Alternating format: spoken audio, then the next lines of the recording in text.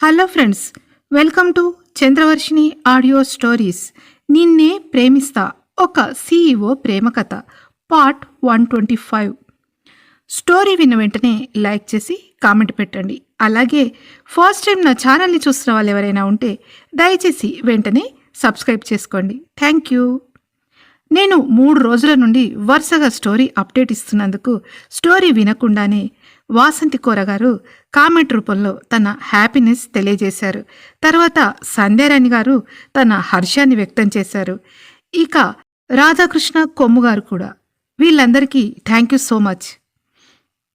ఇక సాటర్డే నాడు అప్లోడ్ చేసిన ఎపిసోడ్ లాస్ట్లో చిన్న క్వశ్చన్ అడిగాను. దానికి లీలావతి గారు, సంధ్యారాణి గారు, వాసంతి గారు, ఝాన్సీ గారు ఆన్సర్ చేశారు. ఆ ఆన్సర్ కరెక్టా కాదా అన్న విషయం తర్వాత తెలుసుకుందాం. ఓకే, ఇప్పుడు మనం స్టోరీలోకి వెళ్ళిపోదాం. పాపం అందరి గురించి ఆలోచించే విజయ్ తన బ్రేక్ఫాస్ట్ చేయడం మర్చిపోయాడు అని అనుకున్న వెంటనే కిచెన్లోకి వెళ్ళి ఇద్దరికి సరిపడా బ్రేక్ఫాస్ట్ ప్లేట్లలో సర్దుకుని మెల్లిగా అడుగులు వేస్తూ విజయ్ రూమ్ వైపు వెళ్తుంది స్వప్నిక. తర్వాత ఏమైందో ఇప్పుడు తెలుసుకుందాం. రూమ్లోకి వెళ్ళిన విజయ్ మనసులో కూడా స్వప్నిక మైండ్లో ఏవైతే మెదులుతున్నాయో అవే ఆలోచనలతో సతమతమవుతూ ఉంటాడు. అంటే మళ్ళీ అత్తే హస్బెండ్ అమరేంద్ర గారా? అయితే స్వప్నిక వాళ్ళిద్దరి కూతురా? అంటే తనకు మేనత్త కూతురు అవుతుంది అని ఆ ఆలోచన అతని మనసులో రాగానే ఒక్కసారిగా అతని మనసులో అలజడి మొదలై విజయ్ పెదవులు ఒక అందమైన నవ్వుతో విచ్చుకోగా కళ్ళల్లో ఒక మెరుపు కదలాడుతుంది. వావ్! తన డార్లింగ్, తన నెచ్చెలి, తన భార్య మరెవరో కాదు, తన తండ్రి రక్తం పంచుకు పుట్టిన చెల్లెలి కూతురు. అది కూడా తనని ఎంతో ప్రాణంగా చూసుకునే మల్లికత్త కూతురు. ఓ గాడ్!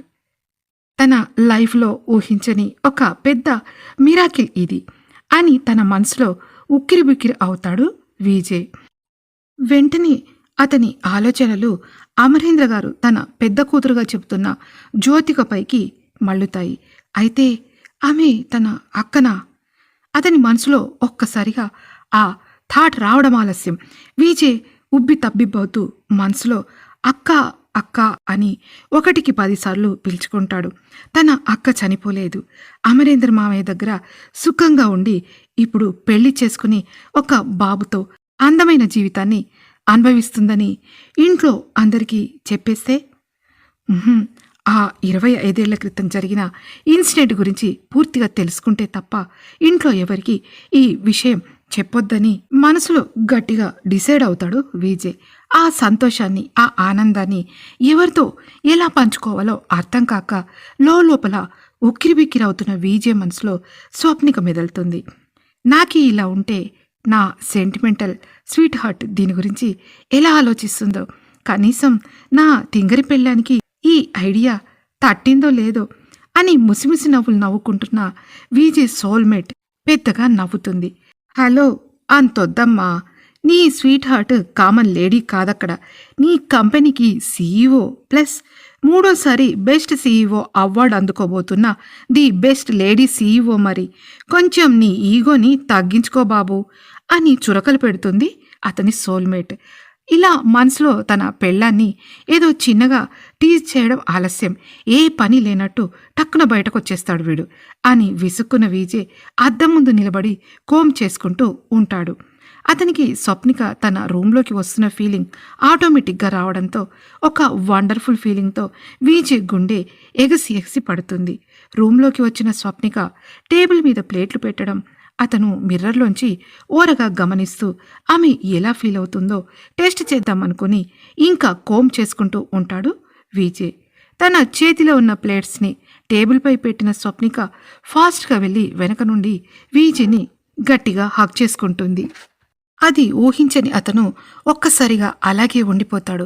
ఆ కౌగిలింతలో ఆమె గుండె శబ్దాన్ని వింటూ ఆ స్పర్శని ఫీల్ అవుతున్న విజయ్ స్వప్నికలో ఎగసిపడుతున్న ఫీలింగ్స్ని అనుభవిస్తూ ఆమె చేతులపై తన చేతులను వేసి, హే స్వీట్ హార్ట్, వాట్ హ్యాపెండ్ యార్ అని జీరబోయిన గొంతుతో అడుగుతాడు విజయ్.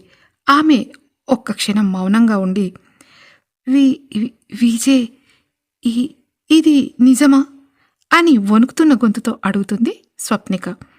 ఏంటా నిజం అని కావాలని అడుగుతున్న అతని మాటలు వినే స్థితిలో లేని స్వప్నిక కళ్ళు మూసుకుని విజయ్ని మరింత గట్టిగా హగ్ చేసుకుంటుంది. నా నా మనసులో మెదులుతున్న ఆలోచనలన్నీ నీకు తెలుసు విజయ్. నా గురించి నాకంటే నీకే ఎక్కువగా తెలుసు. నువ్వు నువ్వు నా నా అని గుసగుసగా మాట్లాడుతూ ఆమె పలకలేక సిగ్గుతో ఆగిపోతుంది. ఏస్ డియర్, నువ్వనుకున్నది, నీ ఆలోచనలు అన్నీ చెప్తే అప్పుడు ఆలోచిస్తాను అని హస్కీగా అంటాడు విజయ్. ఈ విషయం తెలిసిన స్వప్నిక తన మనసులో ఎలా ఫీల్ అవుతుందో తెలుసుకోవాలని చాలా ఆరాటపడుతున్న విజయ్ కావాలనే అలా అడుగుతూ ఆమె వైపు తిరిగి తను కూడా స్వప్నికను తన కౌగిట్లో పొదువుకుంటాడు. అతని కౌగిట్లో అలాగే ఒదిగిపోయిన స్వప్నిక, విజయ్, నాకు ఎందుకో చాలా చాలా భయంగా ఉంది. ఒక్క నెలలోనే నా జీవితంలో ఎన్ని మార్పులు. ఎవరో తెలియని నిన్ను ఇష్టపడి కలలో ఊహిస్తూ నీ కోసం ఎదురు చూస్తున్న నాకు నువ్వు ఎదురై నన్ను పెళ్లి చేసుకోవడమేంటి? ఆ భరత్ చెరలో నలిగిపోతున్న మా నాన్నని, ఆ పటేల్గాడు కిడ్నాప్ చేసిన అక్క, బావ, బాబీగాడిని కూడా ప్రాణాలకు తెగించి వాళ్ళని నా దగ్గరికి చేర్చడమేంటి? ఇప్పుడు మల్లిక మేడం నన్ను కన్న తల్లి మల్లిక మేడమా? ఇన్ని సంతోషాలు ఒక్కసారిగా నా ముందుకు వచ్చి నన్ను ఉక్కిరిబిక్కిరి చేస్తున్నాయి.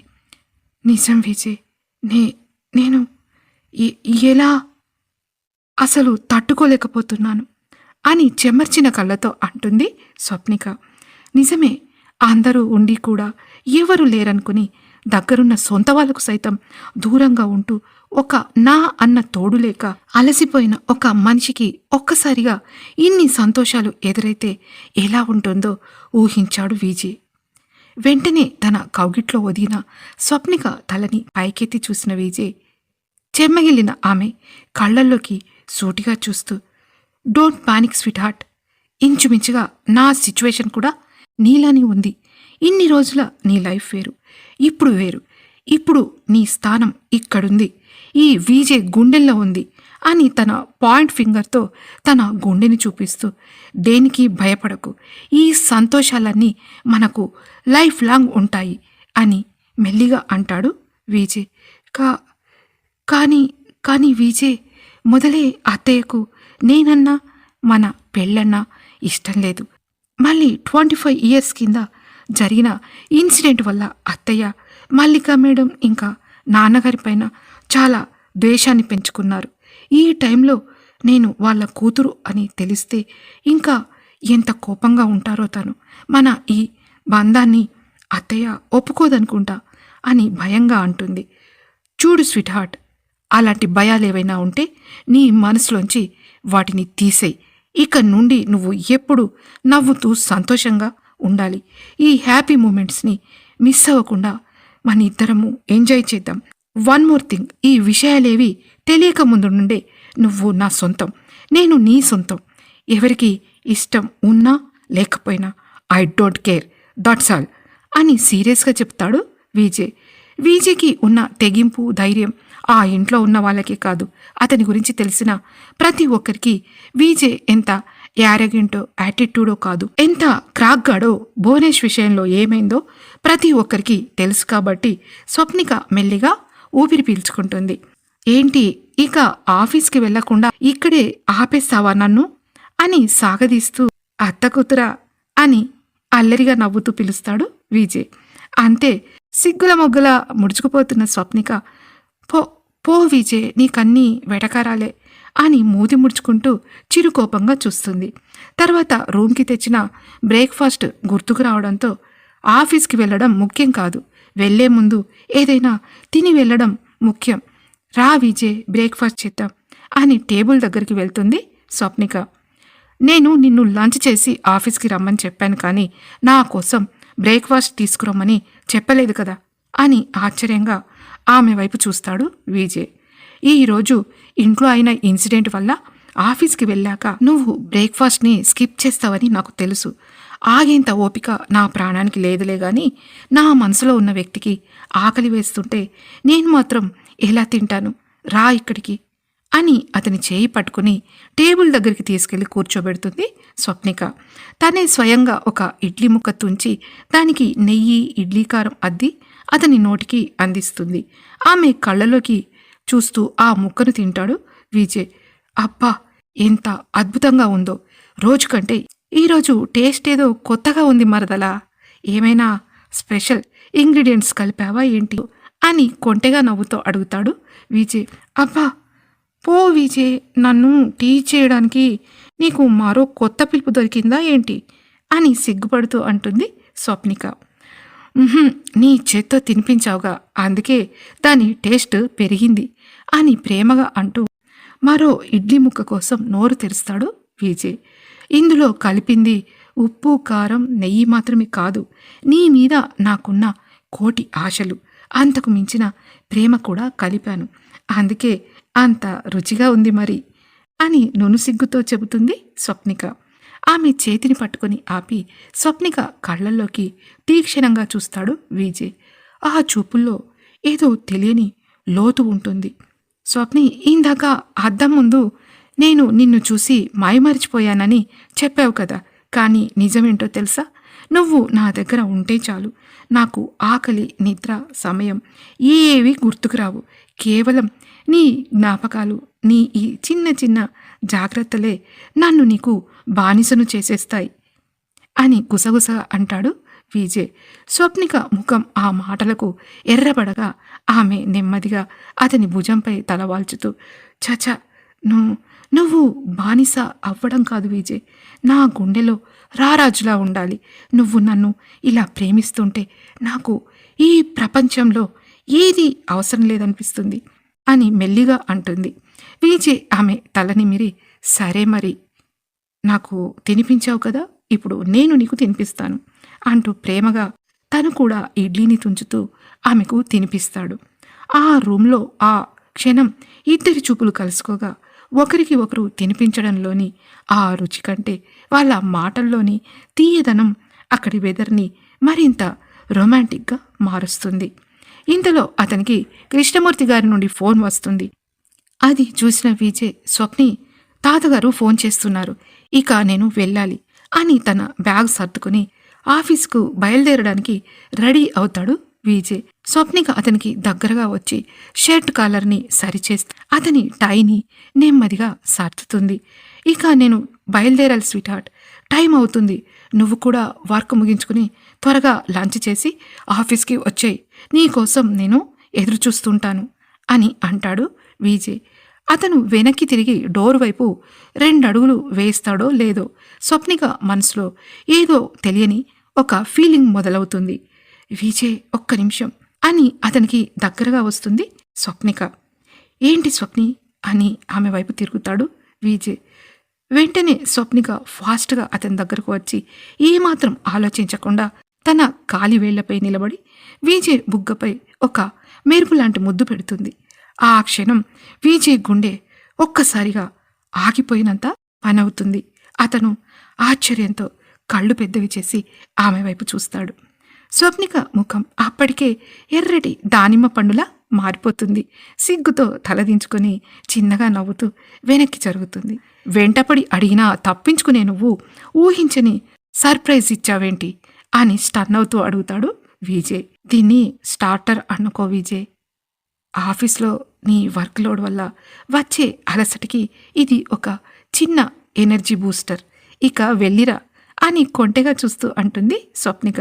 విజయ్ తన బుగ్గను తడుముకుంటూ ఒక చిలిపి నవ్వు నవ్వడంతో అతని కళ్ళల్లో ఒక హ్యాపీనెస్ క్లియర్గా కనిపిస్తుంది. ఇలాంటి ఎనర్జీ బూస్టర్లు ఇస్తుంటే నేను ఆఫీస్కి వెళ్ళడం మానేసి రోజంతా ఇక్కడే ఉండిపోతానేమో అని భయంగా ఉంది, కానీ ఈరోజు చాలా అర్జెంట్ వర్క్ ఉంది.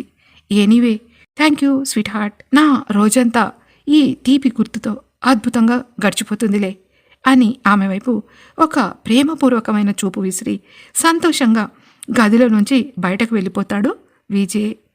ఆఫీస్కి వెళ్ళడానికి కిందికి వచ్చిన విజయ్ అక్కడ హాల్లో ఉన్న వాళ్ళని చూసి ఆశ్చర్యపోతాడు. ఇక ఇక్కడ ఫ్యామిలీ వాళ్ళకి అమరేందర్ మల్లికల కూతురు స్వప్నిక అని ఎప్పుడు తెలుస్తుంది? ఒకవేళ తెలిస్తే రవలి విషయంలో స్వప్నిక భయం నిజమవుతుందా? లేక తన కూతుర్ని కంటికి రెప్పలా పెంచి పెద్ద చేసి పెళ్లి చేసినందుకు రవలి ఆ కోపాన్ని మర్చిపోతుందా? తన కూతురు స్వప్నిక అని మల్లికకు తెలిస్తే ఆమె ఎలా ఫీల్ అవుతుంది? దీనివల్ల పరశురామ్ లాస్యాల పరిస్థితి ఏంటి? తెలుసుకోవడానికి తర్వాతి పాటు వినండి. విన్న వెంటనే లైక్ చేసి కామెంట్ పెట్టండి. అలాగే ఫస్ట్ టైం నా ఛానల్ని చూస్తున్న వాళ్ళు ఎవరైనా ఉంటే దయచేసి వెంటనే సబ్స్క్రైబ్ చేసుకోండి. Thank you.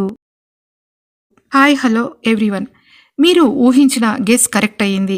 నా స్టోరీని ఇంత శ్రద్ధగా ఇంట్రెస్ట్గా మీరందరూ ఫాలో అవుతున్నందుకు నాకు చాలా చాలా హ్యాపీగా ఉంది. అందుకుగాను మీ అందరికీ పేరు పేరున చాలా చాలా థ్యాంక్స్. అలాగే స్టోరీలో సస్పెన్స్ని బట్టి కొంచెం ఈ స్టోరీ టైం ఎక్కువ తక్కువ అవుతుంది, అది గమనించండి. Thank you.